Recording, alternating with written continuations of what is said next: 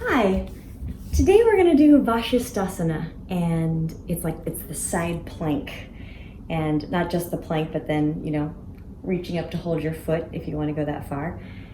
And the focus for me in most of my asanas, my postures, is I really focus on what's happening with the center of me.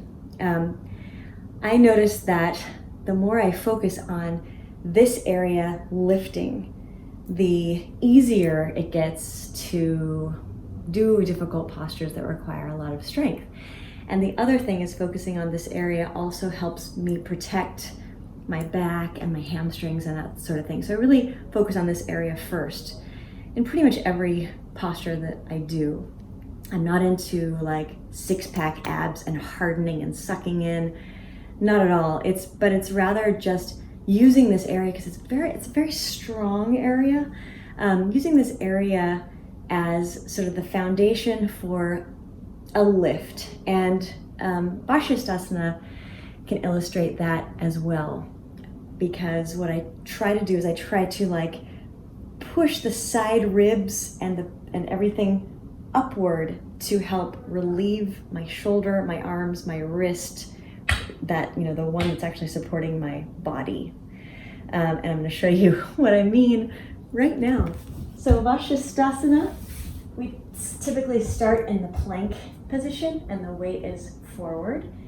And it's fine here. If you feel like you're starting to sink a little bit, sort of in the lower back, like if your belly and everything starts to hang, then I even I kind of bend a little bit so that, again, I'm really trying to lift that torso, and that just helps not sag and sort of hang off my shoulders and put too much pressure on my wrists.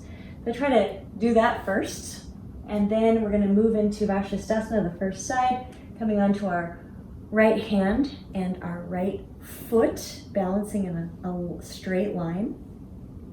So you see, if I start to kind of let everything hang here again, I'm putting a lot of pressure on my wrists, my shoulders, my arms. And so I'm going to push through the supporting hand, and I'm really going to send this whole torso and rib cage. It's as if I've got a little propped little stick sort of from the ground up to just above my hip bone here. I'm going to really lift that first, and then I can bring the arm up.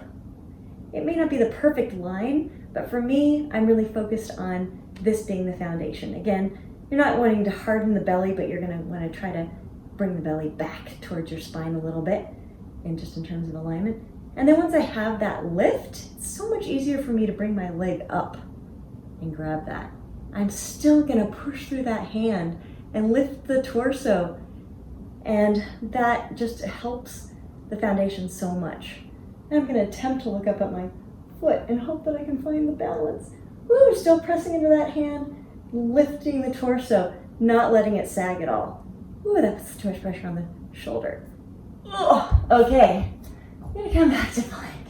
We're going to try the other side. Coming onto the left hand, the left foot. Again, the shoulders coming over the hand.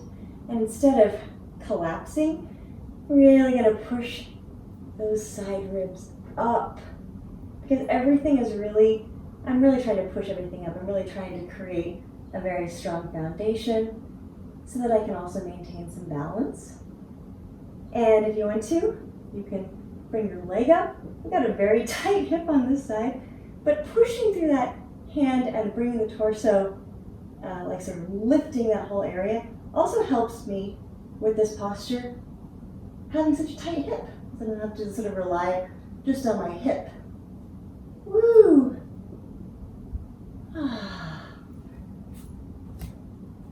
And that's it. So try that.